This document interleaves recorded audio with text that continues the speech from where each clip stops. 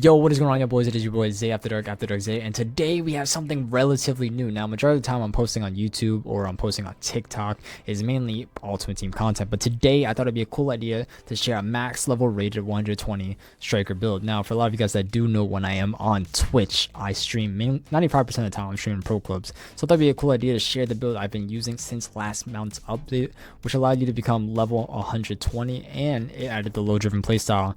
Now, for a lot of you guys that do watch me on Twitch, you guys know my main positions are striker and cam, but I can generally play anywhere around the pitch. The type of striker I am, though, I like to think I'm more of like a creative striker rather than the finishing type of striker, where I can finish sometimes if needed, but my main thing is to help play make and help generate goals with teammates by being able to dribble and by being able to pass.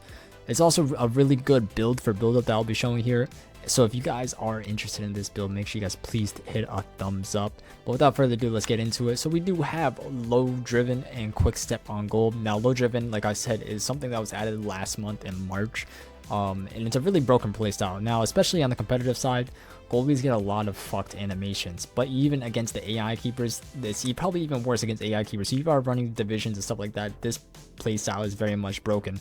Now, the best way I'd say to use this playstyle, definitely a first time shots if possible. Obviously don't overdo it, but you can also do skilled chain combos, as you probably saw in some of the clips. I'll also be showing more clips towards the end of this video.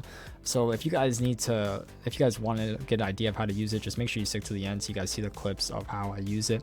But yeah, like I said, the best way I think to use the low driven playstyle is definitely on first time shots, as it generates way more shot power than it would for if you were to take it on the touch and then shoot it. But overall, it's a very good playstyle, and even if you're playing against a real keeper or a bot keeper, it's very much broken. Now, for the next goal playstyle, I do have quick step. Now, a lot of guys ask why to use quick step over rapid.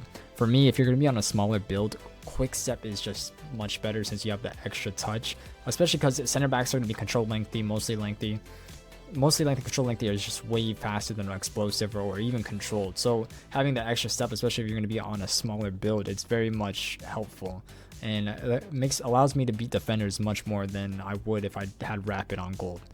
Then we have incisive and tiki-taka. Now these two, this is up to preference.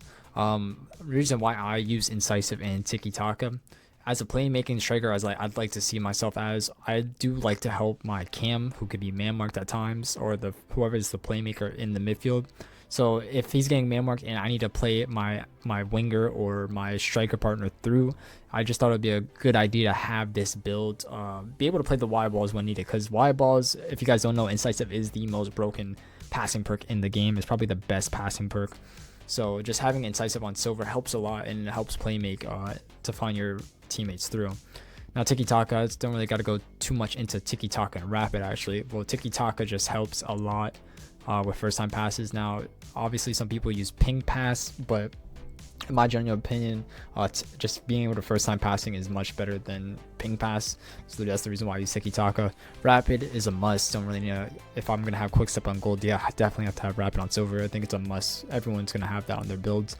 Then we have press proven on silver. Now the reason for press proven, I used to not believe in press proven, and I know a lot of people that played on the competitive side, they thought the same thing. But having press proven, I've seen a much bigger difference in my dribbling, and it's generally helped me a lot, being able to turn defenders who are on my back and stuff like that. So definitely a good perk to have.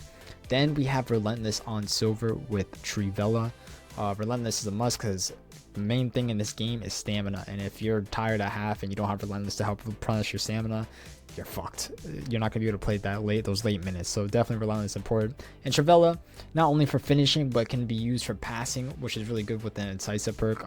So definitely an underrated perk. Also something I just had to throw on. So yeah, it's a very good perk though, and can be used for both ways.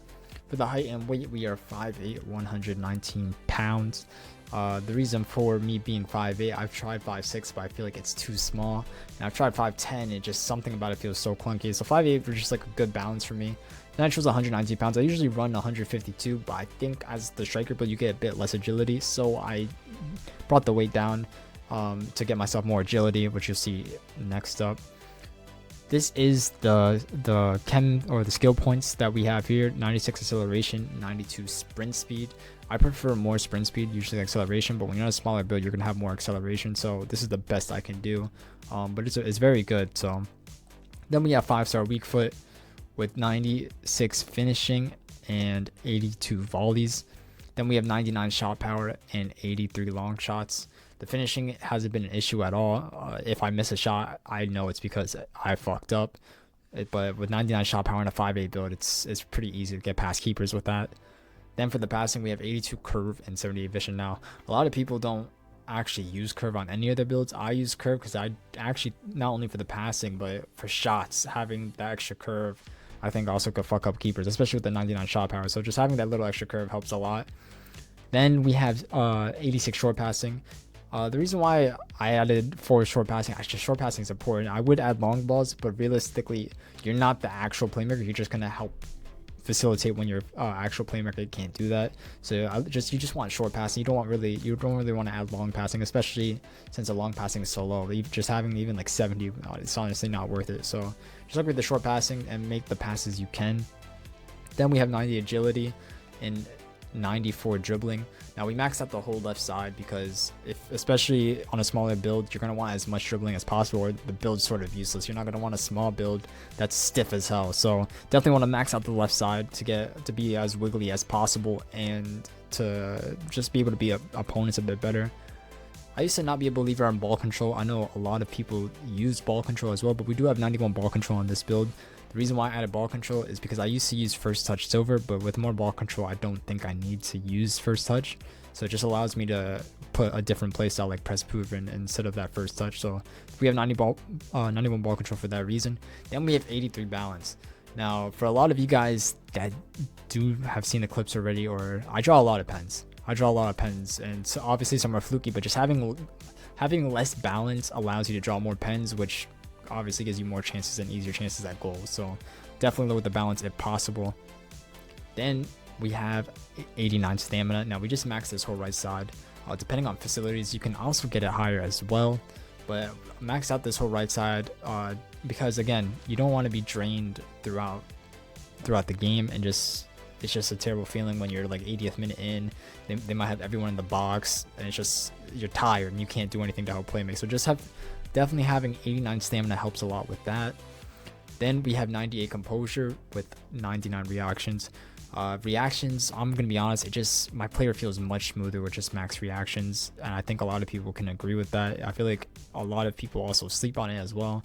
I use 99 reactions on every build, so it's definitely important. And then 98 composure, for me, it's not only good for dribbling, but it's really good for finishing. I've been fucked a few times when I didn't have good composure on my build, and I hit a shot wide because a defender was on my back. So definitely maxed out my composure, so just so I can having a defender on my back doesn't affect my finishing. That is the build. I will be showing more clips of what I use with this build, and just let me know if you guys like it.